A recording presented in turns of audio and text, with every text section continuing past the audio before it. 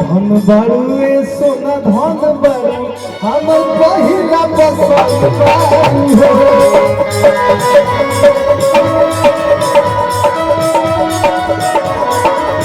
धन बाड़ुए सोना धन बाड़ू हमर पहिला पसंद बाड़ू हो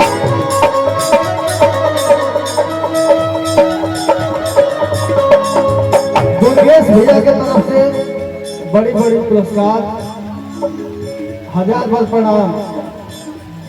कुछ बजा के आई भैया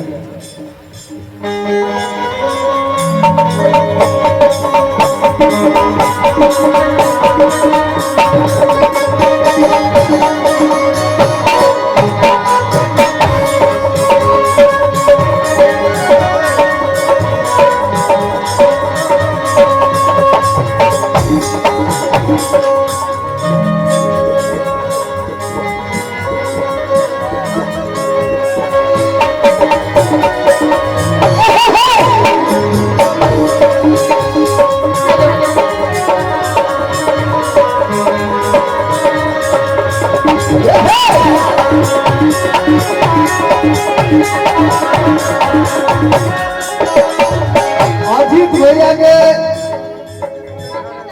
हमारे गुरु पुण्य बने हमेशा अच्छा मार्गदर्शन दे और क्या कहेगा भैया कि अंगना में चापा को बाथरूम टंकी घर घर में बाती पंखा रुपया के गाड़ी हेलो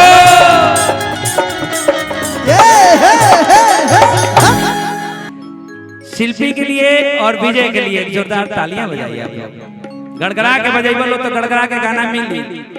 अब मेहराइल बाजी तो गोनो मेहराइल होके लगे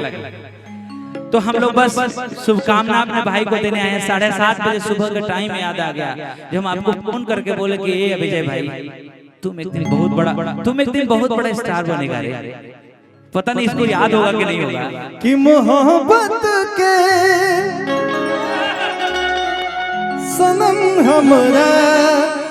तू अब पहचान बन गईला ये गाना है मैंने महादेव से पूछा कि वो छोड़कर मुझे चली गई उसकी क्या मजबूरी थी मैंने महादेव से पूछा कि वो छोड़कर मुझे चली गई उसकी क्या मजबूरी थी महादेव ने कहा दुर्गेश भाई न कसूर तेरा था न गलती उसकी थी मैंने ये कहानी लिखी ही अधूरी थी हम चाहेंगे एक लाइन भाई गा दो अब मंच एक लाइन गा ई वाला गाना जब अधूरा छोड़ देला जहां से तार उड़ान हो गई कि हमारा दिल के धड़कन के तनी मन धुन भुला तनी बाकी मैनेज कर तनी कि हमारा दिल के धड़कन के तू अब पहचान बन गईला मोहब्बत के सनम हमरा तू अब पहचान बन गई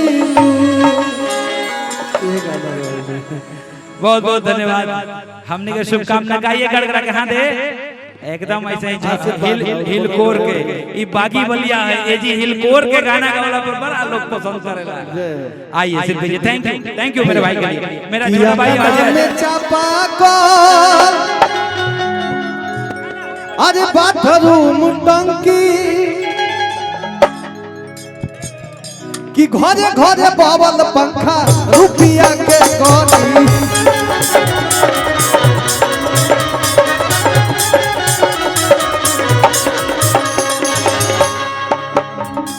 अंगना में चापा को अरे बाथरूम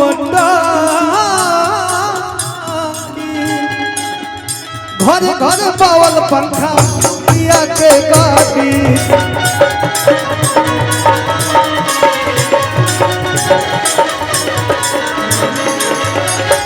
बगले में घर बा बगले बगले में कि बगले में घर बाबे हर विजया के भौसा कि बगले में घर बाबे विजया के भौसा कि बड़ा नीक लागला कि बगले में घर बाबे हर विजया के भौसा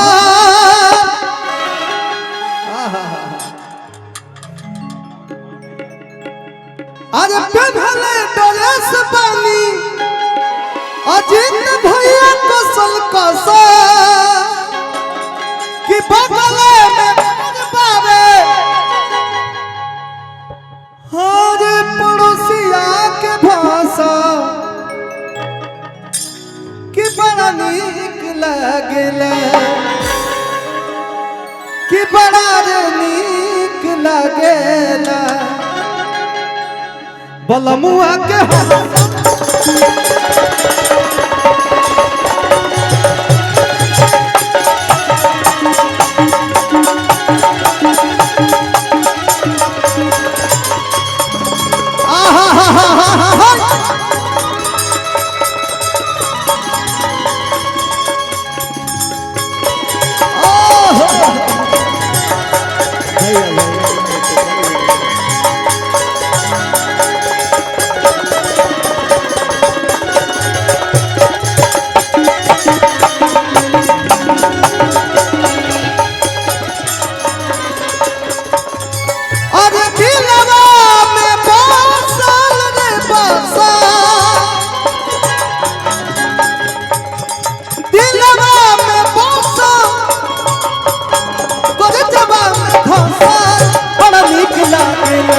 बलमुआ के हंसा